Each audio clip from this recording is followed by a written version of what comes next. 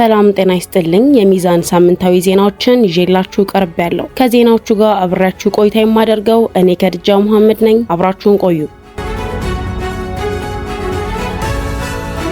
መጅሊሱ የነስር መስጂድ የሂፍዝ ማዕከልን ለማገድና የኢስነይንን የሚያገድ ደብዳቤ አወጣ። በጉራጌ ዞን የጉንቸሬ ከተማ ህገወጥ የዋሃቢያው ቡድን አመራር በቀን 29/08/2018 ዓ.ም በጉንቸሬ በርካታ ሁፋዞችን በማፍራት የሚታወቀው የሲኤምሲ አልኢምራን ቅርንጫፍ መድረሳ የሆነው ነስር መስጂድ የኢስነይን ፕሮግራም ለማስቆም ደብዳቤ ማውጣቱን የሚዛን ምንጮች ገልጸዋል። ኢስነይን ነብዩ ሰለላሁ ዐለይሂ ወሰለም የተወለዱበትን ቀን በማስመልከት ሰኞ ቀን ትላልቅ የሃይማኖት አባቶች ተሰባስበው ሰላዋት የሚያወርዱበት፣ ዚክር የሚሉበት፣ ያሲን የሚቀሩበት፣ የሚጾሙበት ፕሮግራም ነው። መጅሊሱ ከእስልምና ሸሪዓ ውጪ ያለ ቁርአንና ሐዲስ ኢጅማዕና ቂያስ መሰል የእስልምና ህግ መርሆች ሳይገዛው በግለሰቦች ፈቃድ ብቻ እስልምናን እኔ በፈለኩት ባልኩት ካልሆነ በሚል እየሰራ እንደሆነ ትችት ተሰንዝሮበታል። የጉንቸሬ ነስር መስጂድ አካባቢ ሙስሊሞች ይህንን የመጅሊሱን ደብዳቤ በአስቸኳይ ሊሻርልን ይገባል ሲሉ ጉዳዩን ለሚዛን ገልጸዋል። ነስር መስጂድ የአልኢምራን ቅርንጫፍ መድረሳ ያለበት ሲሆን በርካታ ተማሪዎችን የሚያስመርቅ በጉንቸሬ ከተማ አሉ ከሚባሉ መድረሳዎች ትልቁ ነው ያሉት ምንጫችን መጅሊሱ ኢስነይን ብቻ አይደለም መድረሳውን ለመቆጣጠርና ለማፍረስ እንዲሁም ኮሚቴ ለመቀየር በሚል ችግር ለመፍጠር እየተንቀሳቀሰ መሆኑን አመላካሽ ነው ብለዋል። ህወሓት ጊዜያዊ አስተዳደሩን በመሻር ዶክተር ደብረጽዮንን የክልሉ ፕሬዝዳንት አድርጎ መምረጡ ውዝግብ ፈጠረ። ህወሓት የጊዜያዊ አስተዳደሩን የጀነራል ታደሰ ወረደ አስተዳደርን በመሻር ዶክተር ደብረጽዮንን የክልሉ ፕሬዝዳንት አድርጎ በመምረጥ ትግራይን እያስተዳደርኩ ነው ካለ ሳምንት ሆኖታል። ህወሓት ባሳለፍነው ሳምንት ባደረገው የትግራይ ምክር ቤት ጉባኤ ዶክተር ደብረጽዮን ገብረ ሚካኤል የክልሉ ፕሬዝዳንት ሆነው በአብዛኛው ድምጽ በይፋ ተመርጠዋል። በዚህ ጉባኤ ላይ ወይዘሮ ኪሮስ ሀጎስ አፈ ጉባኤ፣ ወይዘሮ ምህረት በርሄ ደግሞ ምክትል አፈ ጉባኤ ሆነው ተሰይመዋል። ምክር ቤቱ አዲሱን የክልሉን መንግስት ያዋቀረው የፕሪቶሪያው የሰላም ስምምነት በፌዴራል መንግስቱ በኩል ተጥሷል በሚል መነሻ ሲሆን ይህም በክልሉ ፖለቲካዊ መድረክ አዲስ ፍጥጫ ፈጥሯል። ህወሓት ከዚህ ሹመት በኋላ የትግራይ ክልል ምክር ቤት ፕሬዝዳንት አድርጎ የመረጣቸው ደብረጽዮን ገብረ ሚካኤል የመጀመሪያው የካቢኔ ስብሰባ በመቀለ ከተማ በሚገኘው የፕሬዝዳንት ጽህፈት ቤት ደጀን አዳራሽ የመጀመሪያውን የካቢኔ ስብሰባ በመምራት በይፋ ስራ መጀመራቸውን ማስታወቁ አይዘነጋም። ይህ ክስተት የተከናወነው የትግራይ ክልል ከጦርነት በፊት የነበረውን ምክር ቤት በድጋሚ ባቋቋመ በጥቂት ቀናት ውስጥ ነው። የምክር ቤቱ ዳግም መቋቋም በፌዴራል መንግስቱ እውቅና ከተሰጠው የትግራይ ጊዜያዊ አስተዳደር ጋር የፖለቲካ ውጥረት መፍጠሩን ብዙዎች በመግለጽ ላይ ይገኛሉ። ይህ በእንዲህ እንዳለ የህወሓት ሊቀመንበር ሆነው የተመረጡት ደብረጽዮን ገብረ ሚካኤል በሳዑዲ ሞት ሊፈረድባቸው የሚጠባበቁ ታሳሪዎችን ምህረት እንድታደርግ ደብዳቤ ለሳዑዲ መንግስት መጻፋቸውን መረጃዎች አመላክተዋል። የአቃቂ ቃሊቲ ራህማ መስጂድ ሱፊያው ማህበረሰብ ሰላም ሚኒስቴር ቢመላለስም መፍትሄ ማግኘት አለመቻላቸውን አስታወቀ። በአዲስ አበባ የአቃቂ ቃሊቲ ራህማ መስጂድ ሱፊያው ማህበረሰብ መጅሊሱ መስጂዱን ተቆጣጥሮ ሱፊያውን ከመስጂድ ለማራቅ ብሎም ለማስወጣት የሚያደርገው የመብት ጥሰትን አስመልክቶ ሰላም ሚኒስቴርን ጨምሮ የተለያዩ የመንግስት ተቋማትን አቤት በማለት ቢመላለስም መፍትሄ ማግኘት አለመቻላቸውን አስታውቀዋል። በዚህ ሳቢያም የአካባቢው አህሉል ሱና ወልጀማዓ ሱፊያ ከተለያዩ አካባቢዎች ተሰባስበው የመጡ በመጅሊሱ የሚደገፉ ወሃቢያዎች በመስጂዱ ታሪክ የማይታወቅና የአካባቢው ሱፊያ ማህበረሰብ የማይፈልገው የወሃቢ ትምህርት ካልተሰጠ በሚል በሚያስነሱት ረብሻ እየተማረረ መምጣቱን ገልጸዋል። ይህም በየጊዜው ሁከት እየፈጠረ ያለው አቶ ይግረም ገብረ መድህንን በማንሳት እና ሌሎች ሁለት ተጨማሪ ወሃቢያዎችን ማካተቱ የተፈለገው መስጂዱ ላይ የአስተሳሰብ ገጽታ ለውጥ ለማድረግና ለመቆጣጠር ነውም ብለዋል።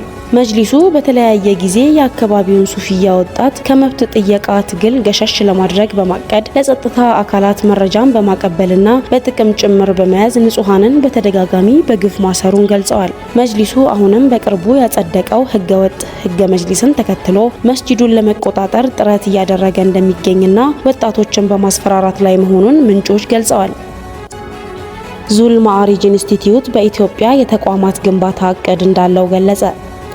በኦርዶናዊው ዓለም አቀፍ ዳዒ ሼክ አውን ቀዱሚ የተቋቋመው ዙል ማዕሪጅ ኢንስቲትዩት የተቋሙ ተወካይ ለሚዛን እንደገለጹት በጆርዳንና በቱርክ ካሉት ቅርንጫፎች በተጨማሪ በኢትዮጵያ አድማሱን ለማስፋት እየሰራ እንደሚገኝ ገልጸዋል። በአሁኑ ወቅትም በኢትዮጵያ ሶማሌ ክልል ጉብኝት አድርገው በመቆየትም ከቃድሪያ ሱፊ ስርዓት መሪዎች ሸሪፍ አህመድና ሼህ ሐምዲ እንዲሁም የክልሉ ጠቅላይ ምክር ቤት የኢንዶመንት ኃላፊ ሼህ በሽር መሐመድ ጋር ስብሰባዎችን ማከናወናቸውን ገልጸዋል። ከባለ ድርሻው አካላቱ ጋር የተደረጉት ውይይቶች የእርዳታ ተቋማትና የትምህርት ቤቶችን ማቋቋም አስፈላጊነትና በዓለም አቀፍ ዩኒቨርሲቲዎች እንዲማሩ የሱኒ ተማሪዎችን ለመላክ በመተባበር ላይ ያተኮሩ ሲሆኑ በቀጣይ ዙል ማዕሪጅ ኢንስቲትዩት በኢስላማዊ ትምህርት ዘርፍና ተራድኦ ላይ ለመስራት ጅማሮን በጅጅጋ ለማድረግ እየሰራ እንደሚገኝ ተወካዩ ለሚዛን ገልጸዋል። ለዛሬ ከሀገር ውስጥ ያዘጋጀሁላችሁ ዘገባዎች እነዚህን ይመስሉ ነበር። ከባህር ማዶ ወደ ያስኳቸው ዘገባዎች አልፋለሁ።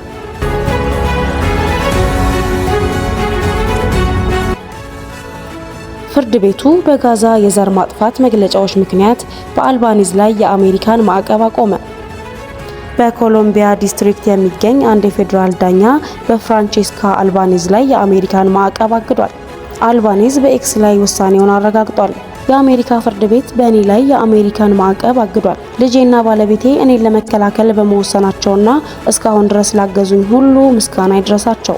በዶናልድ ትራምፕ አስተዳደር ስር የተጣሉትና በኋላም በውጭ ጉዳይ ሚኒስተር ማርኮ ሩቢዮ የተከለከሉት ማዕቀቦች አልባኒዝ እስራኤል በጋዛ ላይ የፈጸመችውን ጨካኝ ጦርነት እንደ ዘር ማጥፋት ወንጀል በመግለጻቸውና ዓለም አቀፍ የወንጀለኞች ፍርድ ቤት በእስራኤልና በአሜሪካ ባለስልጣናት ላይ ምርመራ እንዲጀምር በመጠየቃቸው ላይ ያነጣጠሩት አልባኒዝን ኢላማ አድርጓል። ዳኛ ሪቻርድ ሊዮን በውሳኔያቸው የአልባኒዝ የመጀመሪያ ማሻሻያ መብቶችን የሚጥሱ መሆናቸውን በመጥቀስ ሙሉ በሙሉ የአይሲሲ ተጠያቂነት ጥሪዎቻቸውን መሰረት አድርገው እንደነበር ገልጸዋል። አልባኒዝ ከመናገር ያለፈ ምንም አላደረገችም ሲሉ ጽፈዋል። ምክረ ሀሳቦቻቸው በአይሲሲ ላይ ምንም አይነት አስገዳጅ ተጽዕኖ እንደሌላቸው አጽንኦት ሰጥተዋል። አልባኒዝ ፍርድ ቤቱ በጋዛ ሰርጥ ውስጥ ለዘር ማጥፋት፣ ለጦርነት ወንጀሎችና በሰው ልጅ ላይ ለሚፈጸሙ ወንጀሎች ተጠያቂ የሆኑ ግለሰቦችን እንዲከስ በተደጋጋሚ አሳስበዋል። የተባበሩት መንግስታት ሪፖርት በፍልስጤማውያን የዘር ማጥፋት ዘመቻ ውስጥ የተወሰኑ ሀገራት ተባባሪ መሆናቸውን አጋልጧል። የዓለም አቀፍ የወንጀለኞች ፍርድ ቤት በኖቬምበር 2024 ለቤንጃሚን ኔታንያሁና ለእስራኤል የቀድሞ የጦር ሚኒስተር ዮአቭ ጋላንት የእስር ማዘዣ ካወጣ በኋላ ለዘር ማጥፋት ዘመቻው ተጠያቂነት ለማግኘት ያላት ጥረት ከፍተኛ ተጽዕኖ አሳድሯል። ይህም በጋዛ ሕዝብ ላይ ረሃብን እንደ መሳሪያ የመጠቀም ክስን ያካትታል። ፍርድ ቤቱ በአልባኒዝ ጉዳይ ላይ ውሳኔ ቢሰጥም የዩናይትድ ስቴትስን የውጭ ጉዳይ ሚኒስተር በጋዛ ውስጥ እስራኤል በፈጸመችው የዘር ማጥፋት ድርጊትና በአሜሪካ ወታደራዊ ድርጊት ላይ ህገወጥና መሰረተ ቢስ ምርምሮችን በመከታተል ላይ ናቸው ብሎ በሚከሳቸው የአይሲሲ ባለስልጣናት ላይ የአሜሪካ ማዕቀብ አሁንም እንደተጣለ ነው። የአፍሪካ ህብረትና የተባበሩት መንግስታት መሪዎች በአፍሪካ የጸጥታ ቀውስ ውስጥ የሚደረጉ የውጭ ጣልቃ ገብነቶችን አወገዙ። የአፍሪካ ህብረት ኮሚሽነር ሊቀመንበር ማህሙድ አሊ ዩሱፍና የተባበሩት መንግስታት ዋና ጸሐፊ አንቶኒዮ ጉተሬዝ የውጭ ጣልቃ ገብነቶች በአፍሪካ የጸጥታ ቀውስን እያባባሱ መሆናቸውን አስጠንቅቀዋል። ሁለቱ መሪዎች ረቡዕ ዕለት በአዲስ አበባ በሚገኘው የአፍሪካ ህብረት ዋና መስሪያ ቤት በጋራ በሰጡት ጋዜጣዊ መግለጫ የአፍሪካ ህብረትና የተባበሩት መንግስታት አጋርነትን ለማሳደግ አዲስ መግለጫ ከፈረሙ በኋላ በውጭ አካላት ላይ ክስ አቅርበዋል። በአህጉሪቱ ውስጥ ያሉት አብዛኞቹ የጸጥታ ቀውሶች ከውጭ የሚመጡ ናቸው ያሉት ሊቀመንበሩ የገንዘብ ሀብቶች፣ ጥይቶች፣ አንዳንድ ጊዜ ተዋጊዎች እንኳን ከሌሎች አህጉራት ሌላ ጦርነት ለመዋጋት ይመጣሉ ሲሉ ዩሱፍ ለፕሬስ ኮንፈረንሱ ተናግረዋል። ጣልቃ ገብነቱ የሽምግልናና የመፍትሄ ሂደቶችን እስከ ማስተጓገል ድረስ እንደሚሄድ ተናግረዋል። ይህም ከባድ ፈተና እንደሚፈጥር በሳህል በሱዳንና በአፍሪካ ቀንድ እንዲሁም በምስራቅ ዴሞክራቲክ ሪፐብሊክ ኮንጎ እንደሚጨምር ተናግረዋል። ዩሱፍ እንዳሉት ጣልቃ ገብነቶቹ የአፍሪካ ህብረት፣ የተባበሩት መንግስታትና ሌሎች አጋሮች ቀውሶቹን ለመቆጣጠር ተጨማሪ ጥረቶችን እንዲያሰማሩ ይጠይቃል ካሉ በኋላም የአፍሪካ ህብረት በአፍሪካዊ ግጭቶች ላይ የአፍሪካ መፍትሄዎችን መርህ መሰረት በማድረግ በአህጉሪቱ ላይ ማንኛውም የሰላም ድርድር መምራት አለበት በማለት አክለዋል። ጉተሬዝ በበኩላቸው ከአፍሪካ ውጭ ያሉ ሀገራት በአፍሪካዊ ግጭቶች ውስጥ ጣልቃ በመግባት የጦር መሳሪያና የፖለቲካ ድጋፍ በመስጠት ስትራቴጂካዊ ወይም ኢኮኖሚያዊ ፍላጎታቸውን ለማሟላት ፈጽሞ ተቀባይነት የሌለው አካሄድ ነው ብለዋል። ጉተሬዝ አክለውም በተፈጥሮ የጋራ ዲፕሎማሲያችንን ማዳበር፣ ይህ አይነቱ ጣልቃ ገብነት እንዲቆምና ሌሎች ተዋናዮች ወደ ፖለቲካዊ ስምምነቶች እንዲመጡ ሁኔታዎችን መፍጠርና እነዚህን ግጭቶች ማስቆም እንዲችሉ ማድረግ አለብን ብለዋል። እንደ ጉተሬዝ ገለጻ ዓለም ወታደራዊ ኃይሎች እርስ በርስ የማይዋጉበት ነገር ግን በሲቪሎች ላይ ድሮኖችን የሚተኩሱበት አዲስ አይነት ጦርነት እያየች ነው ሲሉ አስከፊነቱን ተናግረዋል። ጉተሬዝ በተጨማሪም በአፍሪካ ውስጥ ያልተመረቱ ድሮኖችን የሚያቀርቡ ሀገሮችን በማውገዝ ለአፍሪካ ሕዝብ አስከፊ መስዋዕትነትን እያስከፈሉ ነው በማለትም ማውገዛቸውን ዢንዋ ይዞት በወጣው ዘገባ አመላክቷል። በሳዑዲ አረቢያ ረቡዕ ዕለት ለመጪው የሐጅ ጉዞ ለመፈጸም ከመላው ዓለም ወደ 1.5 ሚሊዮን የሚጠጉ ምዕመናን እንደሚገቡ ተገለጸ። በሪያድ በተካሄደው የጋራ የመንግስት የፕሬስ ኮንፈረንስ ላይ ከ5 የሳዑዲ ሚኒስተር የተውጣጡ ባለስልጣናት በዚህ ዓመት የሐጅ ስራዎችን ለማቀላጠፍ ደህንነቱ የተጠበቀ ለማድረግ የተደረጉ ሰፊ ዝግጅቶችን በዝርዝር አቅርበዋል። የሳዑዲ የሚዲያ ሚኒስተር ሳልማን አልዶሳሪ እንዳሉት መንግስት በቅዱስ ቦታዎች ላይ የህዝብ እንቅስቃሴን ለማስተዳደርና የሁጃጆችን ብዛት ለመቆጣጠር ዘመናዊ ቴክኖሎጂዎችን አርቲፊሻል ኢንተለጀንስን ጨምሮ እየተጠቀመች መሆኑን ገልጸዋል። ለሁጃጆች የመገናኛና የዲጂታል አገልግሎቶችን ለማሻሻል በሁሉም ዋና ዋና የሐጅ ቦታዎች ሙሉ የ5G ኔትወርክ ሽፋን መረጋገጡን ተናግረዋል። የትራንስፖርትና ሎጂስቲክ አገልግሎት ሚኒስተር ሳህ አልጃሰር በዚህ ዓመት ከሳዑዲ አረቢያ ውጪ ከ1.5 ሚሊዮን በላይ ምዕመናን እንደሚመጡ ይጠበቃል ብለዋል። ከ300 በላይ ዓለም አቀፍ አየር ማረፊያዎች ጋር በተገናኙ 6 አየር ማረፊያዎች በኩል ከ300 በላይ መቀመጫዎች በ104 አየር መንገዶች በኩል መዘጋጀታቸውን አክለዋል። ባለስልጣናቱ እንዳሉት መንግስት በሐጅ ወቅት ከ52000 በላይ የጤና አጠባበቅ ሰራተኞችን አሰባስበው አሰማርተዋል ብለዋል። የእስልምና ጉዳዮች ሚኒስቴር ከ20000 በላይ መስጂዶችን አዘጋጅቶ ለሐጅ ተጓዦች የሁለት ቅዱሳን መስጂዶች የስጦታ ፕሮግራም አካል በመሆን ከ2 ሚሊዮን በላይ የቅዱስ ቁርአን ቅጂዎችን በየመስጊዶቹ አሰራጭተዋል ብሏል። የንግድ ሚኒስቴር ከሐጅ በፊት ከ33000 በላይ የፍተሻ ዘመቻዎችን አካሂዷል ያለ ሲሆን ባለስልጣናቱ ደግሞ ጊዜያዊ የማረፊያ ፍቃዶችን አጽድቀዋል። እንዲሁም በመካና በመዲና ምዕመናንን ለማመቻቸት ከ2.3 ሚሊዮን በላይ አልጋዎችን አዘጋጅተዋል ብለዋል። የሳዑዲ ባለስልጣናት ከመላው ዓለም ለሚመጡ ምዕመናን ደህንነቱ የተጠበቀ የተደራጀና በመንፈሳዊ የሚያረካ የሐጅ ተሞክሮን ለማረጋገጥ ሁሉም ዝግጅቶች መጠናቀቃቸውን በድጋሚ ተናግረዋል። ትራምፕ እና ዢ የሆርሙዝ የባህር ወሽመጥን እንደ ቻይና መርከቦች ዋና የሆርሙዝ ውሃ መስመር አድርገው ተወያዩ። የዩናይትድ ስቴትስ ፕሬዝዳንት ዶናልድ ትራምፕ ከቻይናው ዢ ጂንፒንግ ጋር ባደረጉት ውይይት የሆርሙዝ የባህር ወሽመጥና የአሜሪካ እንዲሁም የእስራኤል ጦርነት ከኢራን ጋር በተደረገ ውይይት ግጭቱን ለማስቆም የውሃ መስመሩን ለመክፈት የሚደረገው ድርድር ተቋርጧል። እንደ ዋይት ሃውስ ገለጻ ትራምፕ እና ዢ ሐሙስ ዕለት ጥሩ ስብሰባ አድርገው የሆርሙዝ የባህር ወሽመጥ የኃይል ፍሰትን ለመደገፍ ክፍት ሆኖ መቆየት አለበት ብለው ተስማምተዋል ሲል ዋይት ሃውስ ገልጿል። በተጨማሪም ፕሬዝዳንት ዢ የቻይናን የባህር ወሽመጥ ወታደራዊ እንቅስቃሴንና አጠቃቀሙን ለማስከፈል የሚደረገው ማንኛውም ጥረት በግልጽ ተቃውሟል ሲል ዋይት ሃውስ ተናግሯል።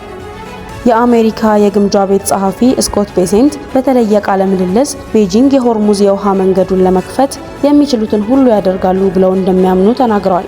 ይህም ለነሱ ጥቅም በጣም አስፈላጊ ነው ብለዋል።